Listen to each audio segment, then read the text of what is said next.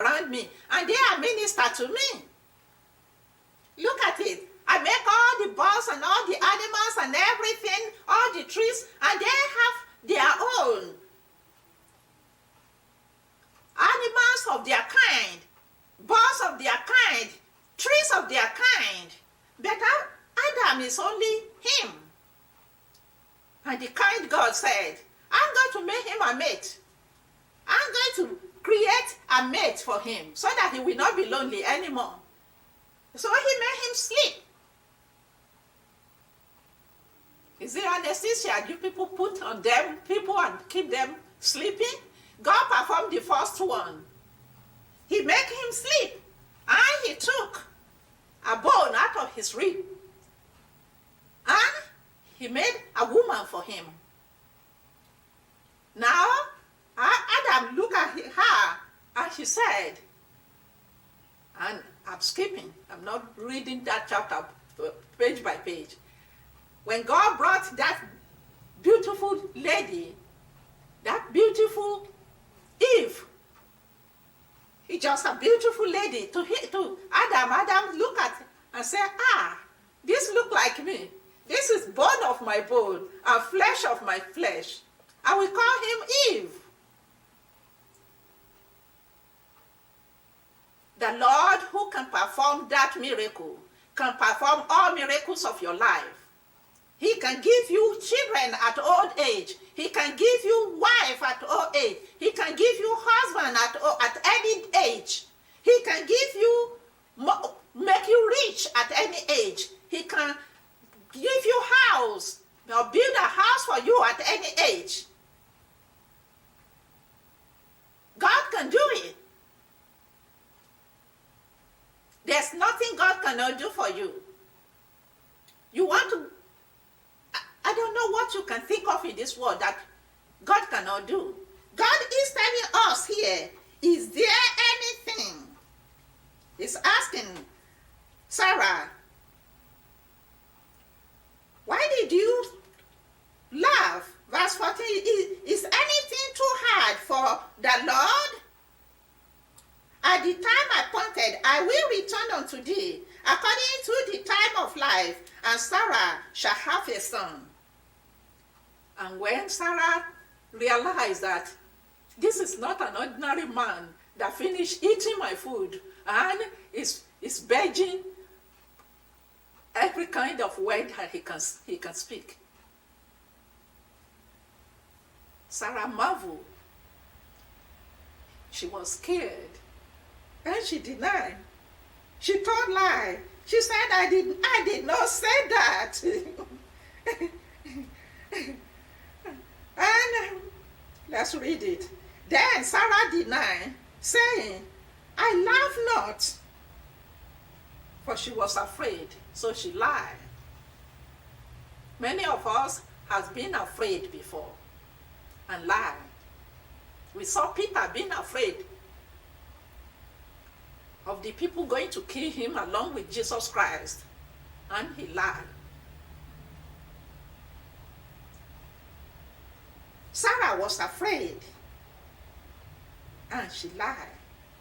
And she denied. Verse 15 said, then Sarah denied, saying, I laugh not, for she was afraid. And he said, nay. You see? The Lord said, no, you laugh. Thou did laugh. Are you calling me a liar? Who is the liar between me and you? Me, the Lord God who knows you more than you know yourself. Are you calling me a liar? Or you are the liar? The Lord want her to realize that I will not accept your lie. Liars don't stand before me. I don't accept liars. So she make her stop further lying by saying, no, you did laugh.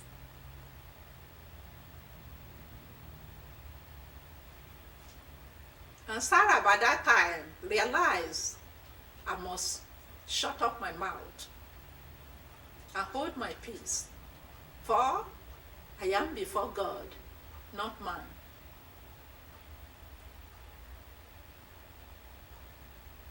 You just keep your peace.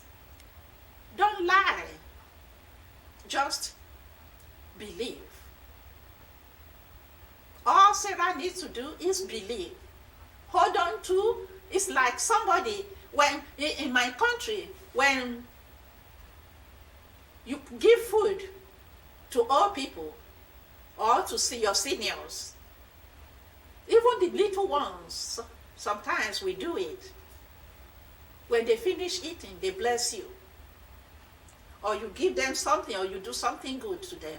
They bless you. And those blessings, they accumulate. Those blessings do come true in your life, in our life. That is why it's good for us to continue to do good. They bless you. Even the little ones will bless their parents when their parents do things to them. They do either the things good to them or feed them or give them something.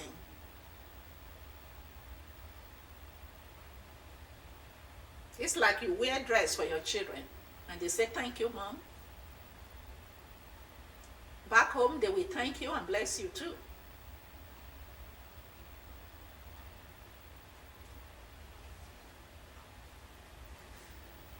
That is what happened right here. God came.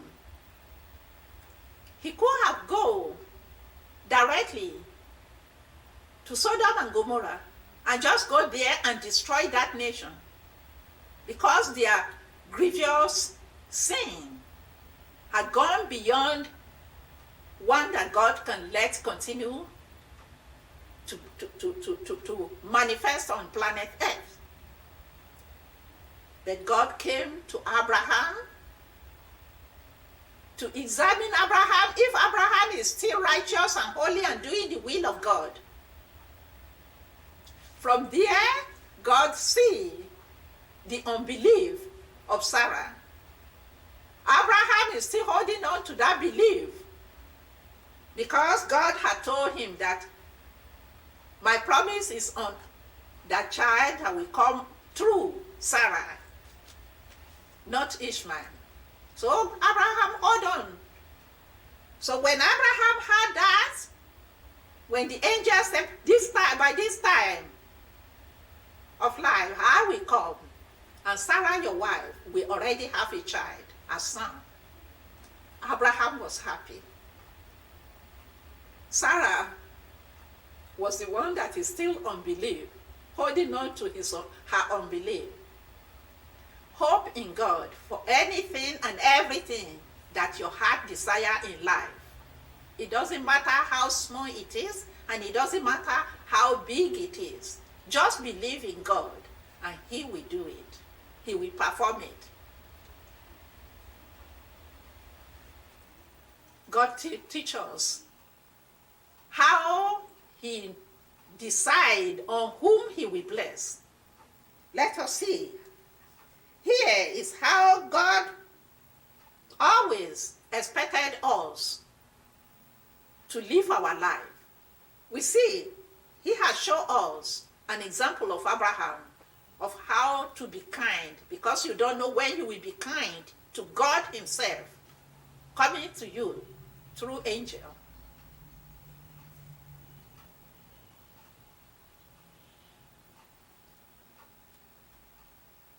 And the men rose up, and they were going. But as they were going, Abraham escorted them. It's like following them. Let me escort them a little way, and then I turn back. And God turned back through the angel and said, is there anything that I will hide from my son Abraham? Because I know that he is going to lead and guide his children in the way that is right before me. I'm going to destroy that evil that is manifesting in Sodom and Gomorrah. The same way, one way or the other, I'm going to destroy all the people that live on this land, which is the reason why I brought Abraham here. But I'm going to start with this evil that is manifesting in Sodom and Gomorrah, so that Abraham can believe me and know that I will not turn back from my words. I will not let evil compounded on my planet Earth. I will remove evil. So in verse 17, we start here, and he said, and the Lord said, shall I hide from Abraham that thing which I do? Seeing that Abraham, I want you to listen to that in verse 18. Seeing that Abraham shall surely become a great and mighty nation, and all the nations of the earth shall be blessed in him. Not Abraham alone that is going to be blessed, but all the nations of the earth shall be blessed through Abraham. For everybody that believe to live a righteous life, a holy life, according to how God dictated it to Abraham and to all descendants of Abraham, God will continue to keep his promises that he blessed Abraham to them all, in all the nations of the world. Everybody that keep the commandments of God, everybody that keep the words of God, everybody, and God is going to tell us what you should be doing to reap the covenant of Abraham. What God is saying here is that my covenant and my blessing is for Abraham and for everybody that join themselves to Abraham. Everybody that believe in the only God, the God of heaven, the Lord God Jehovah, whom Abraham believed in. Everybody that join themselves with Abraham and believe in the only God that Abraham worshiped, the true God, the only God that created heaven and earth. Everybody that live a righteous life like Abraham. Because he chose Abraham, because Abraham chose to live a righteous life and forsake and forget all the idols that they are worshiping around him and all the abomination they were doing. That is why God chose Abraham. And God bring it further here and explain to us why it is important to live our life as Abraham lived his life. He said, and I'm going to read it from 18 again, seeing that Abraham shall surely become a great and mighty nation, and all the nations of the earth shall be blessed in him. Everybody that live a righteous and holy life, like Abraham, everybody that believe in the God of Abraham, the only God, Jehovah, is his name. The great I am that I am, the great Yahweh. Everybody that believe in him shall reap the same blessing like Abraham. For I know him. Can God say, I know you? Are you doing the will of God to the point that God will say, I know you? He did know you. He did know me as we are. But he said, for I know Abraham, that he will command his children and his household after him, and they shall keep the way of the Lord to do justice and judgment, that the Lord may bring upon Abraham that which he has spoken of him. That is the secret right there. I put 2 lines there for me. The secret of blessing is what God just showed us here in verse 19 of Genesis chapter 18. The secret of blessing. And I'm going to read it again for you. For I know that he will command his children and his household after him, and they shall do what? Keep the way of the Lord, to do justice and judgment, that the Lord may bring upon Abraham that which he had spoken of him. God is saying that the reason why I will bring Abraham, the promised child, and give Abraham all this land and bless Abraham with generations of righteous people that will keep my commandments. Hopefully they will keep my commandment. He said, it's because he knows that Abraham will teach his children to keep his own commandments.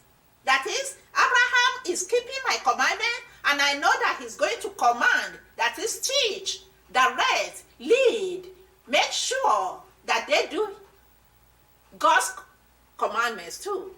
That they live a righteous life, all his household, that they live a righteous life, and they do justice and judgment.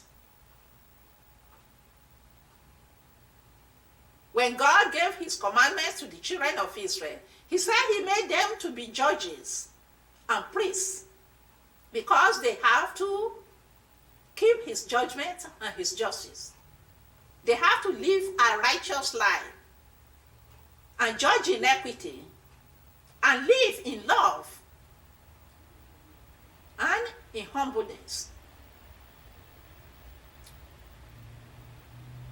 They will live in love, righteous love, and show mercy. God told us whom he is. In Exodus 34, and I'm going to just pick it up in verse 5 here. He said, Exodus chapter 34, the Lord descended in the cloud and stood with him, that is with Moses there, and proclaimed the name of the Lord. And God is telling us on this verse 6 here whom he is. And why he is telling Abraham many years before, many years, 400 years plus, 400 years before God was proclaiming himself to Moses right here.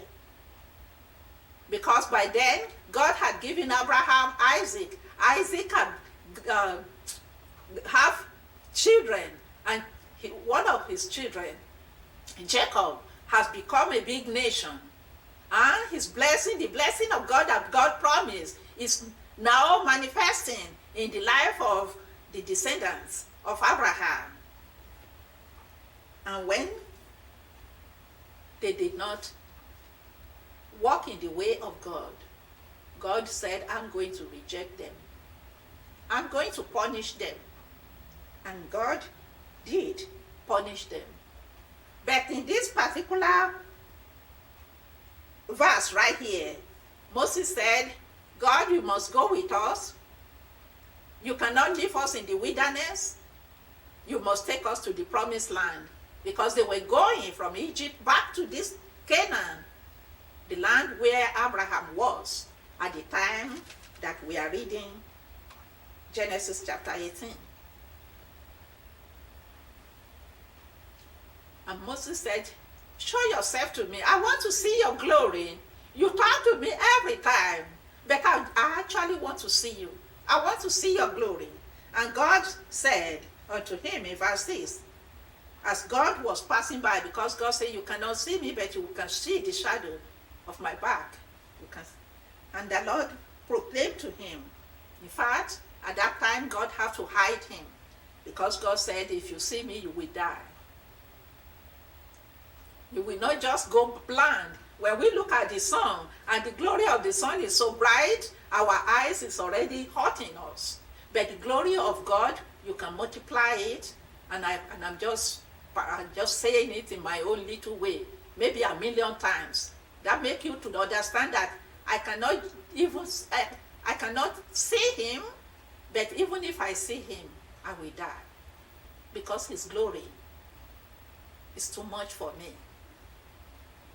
God hid Moses under the rock, and God was passing by, and God was proclaiming himself and said, and the Lord passed by before him and proclaimed, the Lord God, merciful, gracious, long-suffering, and abundant in goodness and in truth. That is whom God is. That is what God expected of us. That is what Moses showed, proved to the angels, that he is the Son of God. He is doing the will of God. He is merciful. You can see how merciful he is. He saw people that are going by. He did not even know whom they are until God proved to him who he is. He called them in. He provided them food. He washed their leg. He showed mercy to them. Gracious. Long-suffering. His kindness goes he goes beyond just being good. He's always doing good to people, always worshiping God, always live a life of holiness, a life of righteousness. And he's always manifesting the will of God among the people, and the people around him knows him, that he is a different person. And they respect him and honor him. Even the kings honor him. He is gracious. And he's always happy and praising God all his life. Long-suffering. See how many years God had told him he's going to give him children. God said, I'm going to make nations of you, and brought him all the way from Ur. Make him come across the river to come to the land where he knows nobody, where he doesn't even understand their language. Come to their midst and live, because God was telling him, I'm going to bless you, and I'm going to give you this land. And he continued to rest in God. Everything that happened to him, even when he got through famine, when they mistreated him, so many wells he dug, and they will, people, the evil people, they will close it and take it away from him. The ones they did not close, they take it from him. And yet, he will console himself and say, the Lord my God is with me. He will see me through. He will go and dig another one. Maybe they threaten him. He bear all trouble, long suffering. Some of us, I should say, we want something.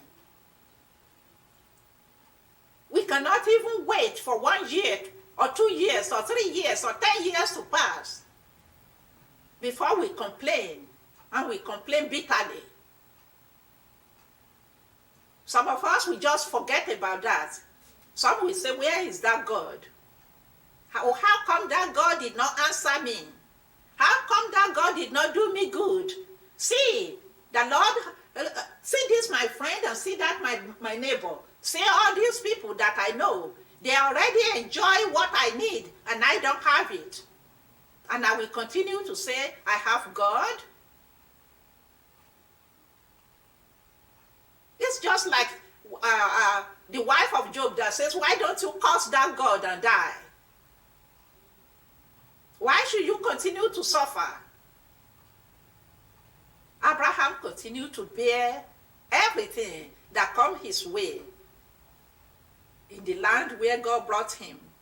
And he continued to wait for that promise of blessing that God gave to him. That covenant of, I'm going to make you a great nation.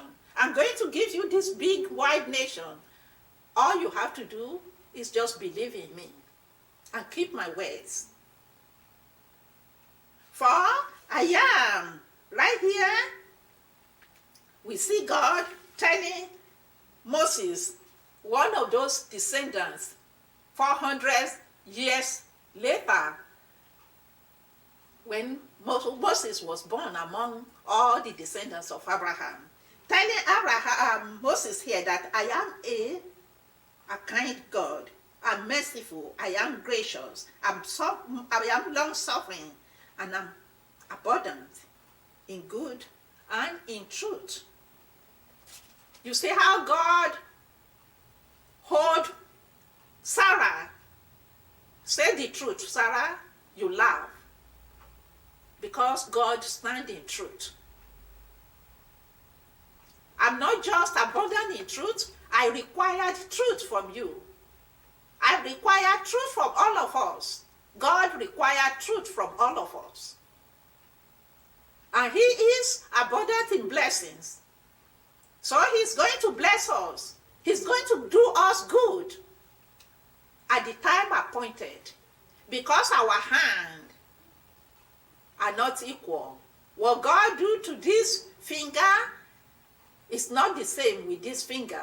And it's not the same with this finger. Neither is it the same with this finger. And see how far this finger is from every palm and bigger. And it's not the same with this finger. They all have their own work and their performance to do. Every one of them have their own job, their own purpose. Why they are hanging where they are hanging on our hand.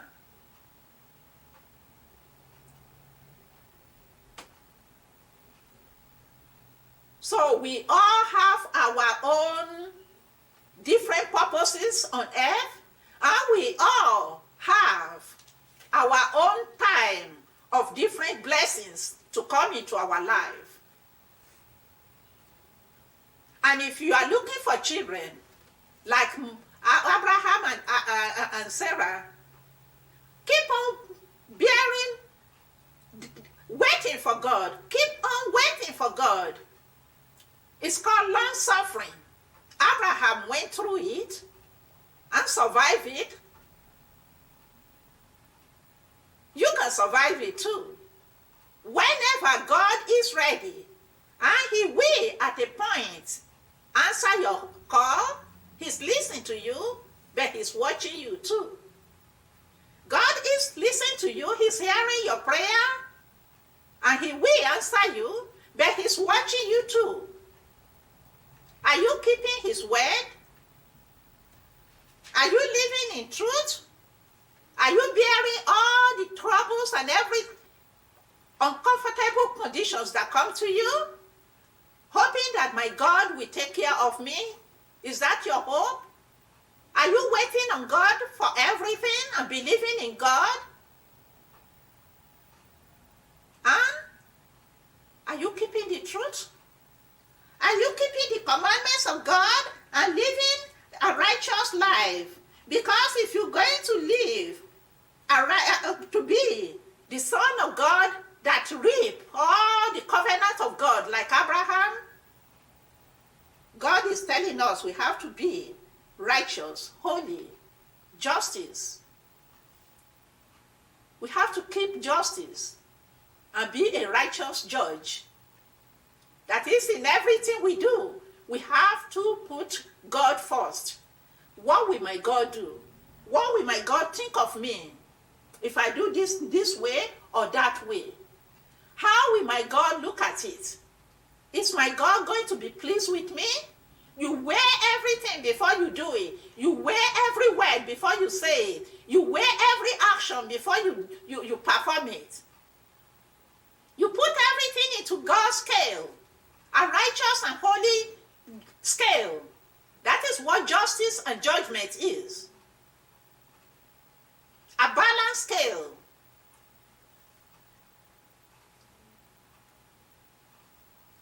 So God is telling us here that I want you to live this kind of life.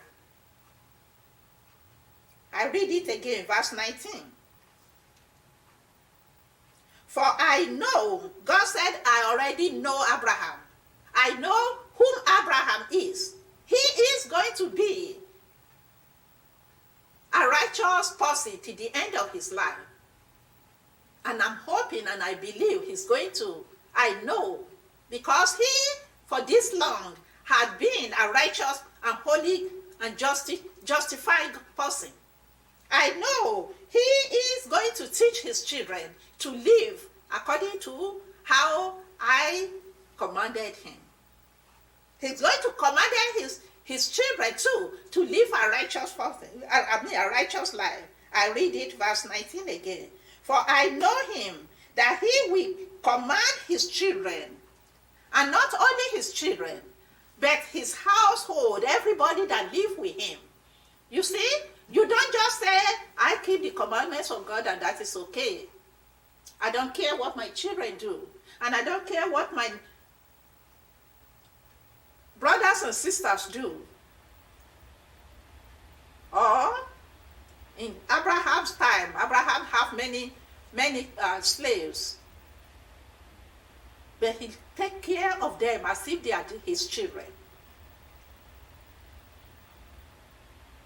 He take care of their children. They were having children in his own house, and he has no children. And he take care of them. He will deliver their children and take care of them and feed them and clothe them and put jewelry on their neck and their ears. He take good care of them. Even though they are his slaves, they are like his children. And he teach them all to live a righteous life, to live a life of judgment and justice. So he said, and his household after him, I know he's going to command them, and they shall keep the way of the Lord. Now you say, what is the way of the Lord? The way of the Lord is to do justice and judgment. When you look at the 10 Commandments in Exodus chapter 20 and Deuteronomy chapter 5, what God told us in those chapters, the 10 Commandments, that is the path of righteousness. That is the path of judgment and justice.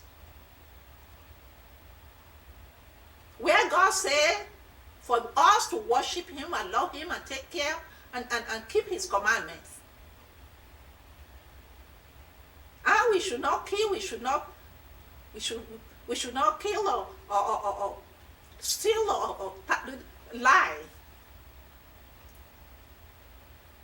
All those commandments in Exodus, go back there and read Exodus chapter 20 or Deuteronomy chapter 5, where Moses restated it to the children of Israel before he left them. That is the path of righteousness. The 10 Commandments that God gave to the descendants, generations of Abraham, 400 years later. The path of righteousness, the path of judgment, the deed of justice is what the 10 Commandments is. And God said, I know that Abraham going to keep the way of the Lord. That is what the 10 Commandments is. That is the secret of life. You want God to answer your prayer? You want God to bless you? You want God to do for you everything that your heart desires? And you want to live to see God himself? Keep the path of judgment. Keep the path of righteousness. Keep the commandments of God. That is what justice and judgment is.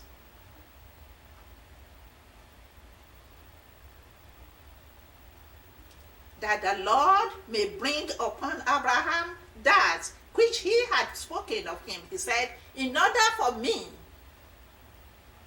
to give Abraham children and to keep my covenant of giving Abraham this land that I promised him all these years, in order for me to take Abraham's children out of slavery, because I'm going to give him that child, but I will send I will send them to slavery, because Abraham said, when are you going to? It's asking for sign And God gave him a sign of 400 years in slavery for his descendants, before he would bring them back to that land that he promised them. You don't ask for sign. Don't say, when is God going to do this? How will I know that God is going to do it? Don't ask for sign. Let God himself decide how he's going to let you know, if he wants you to know, or whether he's going to just do it. Whatsoever you desire, whatsoever you are praying for, just believe that God going to answer your prayer. God going to do what I ask of him. The desire of my heart, maybe it's a desire that is secret between you and God. Or maybe it's something that everybody knows. It is Abraham's own. Everybody knows that they have no children, but God said he's going to give them children. And he did. And let's see what God said after that. After he said that, in order for me to bring this thing to pass, he said that the Lord may bring upon Abraham that which he had spoken of him. What did he spoke of him? That he is going to give him children. And his children and Abraham going to inherit the land. That is his promise. That is, he said, that is my covenant. Your children, you and your children keep my commandments, and I will bless you. And he said, all the nations of the world, all the nations of the earth shall be blessed in you. That is why it is important. Last week, I told you that one of the promises of God, one of the covenants that God asked Abraham to keep in order to receive his promise, his covenant, to be fulfilling him, is for him to circumcise. And many people said we don't have to circumcise anymore. We have circumcised our heart when we keep the commandments of God. But God is telling us in verse 17, he told us, he said, keep my circumcision on. With your household, everybody, and everybody that wants to make himself part of you. That is all people of the nation that decided, I'm going to keep the commandments of God. I'm going to worship the God that Abraham worshipped, the creator of heaven and earth, the Lord God Jehovah. I'm going to worship him. He said, keep my commandments. And among those commandments is the circumcision that we talked about last week. When he talked about it last week, it's not for Abraham alone. It's not for Ishmael alone. It's for the whole house, the household of Abraham. And God is saying here that everybody will be blessed in Abraham if we will all keep his commandment that he gave to Abraham and his descendants. That is why it is important. You don't just say, God bless me, God bless me. God will bless you, but you have to keep the commandments of God. God is saying to us here, you have to keep my commandment. You have to live a holy life if I'm going to bless you. But let's go now to the rest of the chapter. And the Lord said, because the cry of Sodom and Gomorrah is great, and because their sin is very grievous, I will now go to there and see what they are doing. Is God doubting? God is not doubting. God knows that what he is hearing in heaven, what he saw happening on earth, is the same thing that is happening on earth. It doesn't matter how many people he sent or how many angels he sent. What I heard in heaven is what is going on earth. But for me to be a righteous judge, Abraham even called him out. He said, I'm going there to Sodom and Gomorrah and see if what they are doing is right. If it is the truth that they are turning my commandments upside down, You said that God has not given them commandment that time. God has not given them commandments. He had given us commandment from the beginning of life to live a holy life. When you hear in the Garden of Eden that God comes to speak and talk to Adam and Eve, God was talking to them, telling them how they will live their life on earth.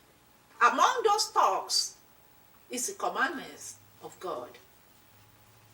Everything that God is telling them is how God wants them to live a holy and righteous life, that they may have peace and live forever.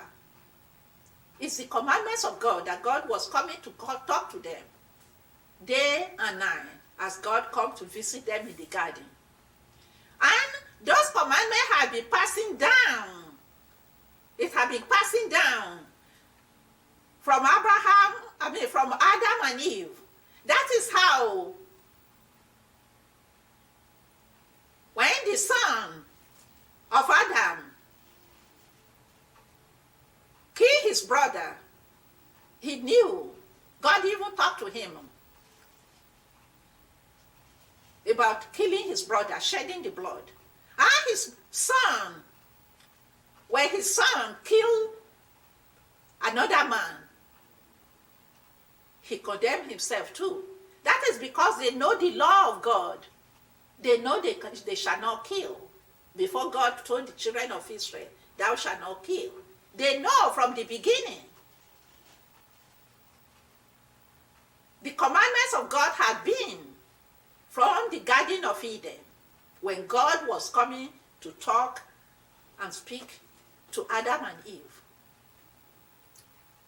That is how Abraham knows the commandments of God and is keeping it and live a righteous life. So, these people in Sodom and Gomorrah that refused to keep the commandments of God, God said, enough is enough. I'm going to remove them from planet Earth. But he wants Abraham to know about it. So he told Abraham. And when he told Abraham, Abraham said,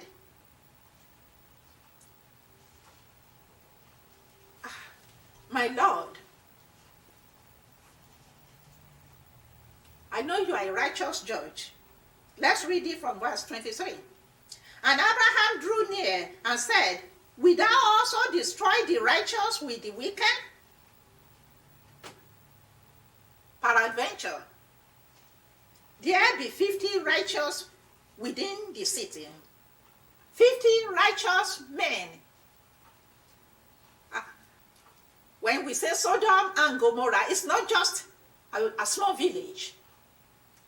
All the little cities and every nations that are around them were destroyed with them. Only 50 people. If we can find 50 people, can we find 50 people that are righteous in this city of Huntsville today? Maybe that is why Huntsville is still standing. When you look at planet Earth today and you see what is happening, then you can think of this chapter and said, for as long as there are some righteous people living on planet Earth, God will continue to sustain planet Earth until there is too few righteous people. By then, God will come and judge the whole earth. But until then, as long as some righteous people, enough for God to say, I will have mercy on this righteous family or the descendants of these righteous people that are still living and keeping my commandments, I will have mercy upon them. Abraham started with 50. When he started with 50, he goes in verse 25 and said, if you don't spare them for the 50 righteous people. How can we say about you? For you are the righteous God. You are the holy God. And I know you. Now he is Talking to God by telling God that you are the righteous and the holy God that do justice. And I know that you are not going to kill righteous people with unrighteous people. Therefore, do good. Do good, my God. His heart was boiling. His heart was boiling, thinking of his brother's son, Lot, and his family. He knows how many they are. He knows how many children Lot has. So he wants to bring that number. He knows that it shouldn't be only Lot's family that are righteous there, because he taught Lot how to live a righteous life growing up. So he knows that, hoping by the grace of God, Lot is still living a holy life like he taught him growing up. But there must be some other people that are living righteous life there. That is why he started with 50. But he was doing all of this for Lot and his family, his nephew. So he brought the number down and he challenged God. He challenged God too. In verse 23, and Abraham drew near and said, "Wilt thou also destroy the righteous with the wicked? Peradventure there be 50 righteous within the city. Wilt thou also destroy and not spare the place for the 50 righteous that are within? That be far from thee to do after this manner, to slay the righteous with the wicked, and that the righteous should be as the wicked, that be far from thee. Shall not the judge of all the earth do right?" So he's challenging God. You are the righteous God. You are the one that perform righteous judgment. You are the one that do justice. You live in equity. You are the true God. And I hold on to you. And I know you're going to do what is right. I'm going to hold on to you. I'm going to do your will. I'm going to keep your commandment. I'm going to live a righteous, but you have to remember that we are weak. We are ordinary dust. If you can find at least 50 people in this city, please don't destroy them. Prove yourself as the righteous God. It's like find a way to keep these righteous people holy, and keep my nephew holy, to keep these righteous people alive, and keep my nephew alive too with his family. So he started challenging God. "Shall not the judge of all the earth do right?" And the Lord said, "If I find in Sodom 50 righteous within the city, then I will spare all the place for their sake." So God comforted him and said, and God knows already that there's no 50 people in that city, because God knows what is going on there. He knows that they have broke all his commandments and none of them is keeping it. And only Lot and his family that is there keeping his commandments. And that is because of that Lot. That is why he came to visit Abraham first. To see if Abraham will have mercy on his nephew. Even though his nephew has sinned against him. He decided, I'm going to take the right place, the right land, the land that is flow with water, and leave the dry land for my uncle.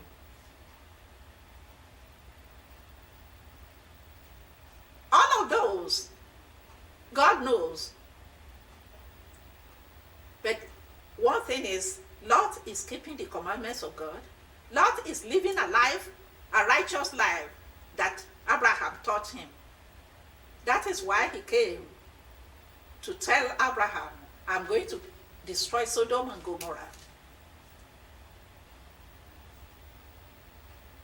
It's a test for Abraham to know, will Abraham have mercy on Lot at this particular time of life? And Abraham came through. Abraham have mercy on Lot. And even fought God. He fought God for his nephew's family, Lot. You, who is the righteous God, the judge of the whole earth, are you going to kill anybody that is righteous? He just don't want to say anybody that is righteous. Are you going to kill them with unrighteous people? And God have mercy upon him and said, no, I will not. He went from 50, 45, 30, 25, 20. For as long as there is somebody that is righteous there, I will continue to ask until he came down all the way. will you destroy them if you find 20 people there? Will you destroy them if you find 10 people there? At a point he said, I know I'm a Messiah,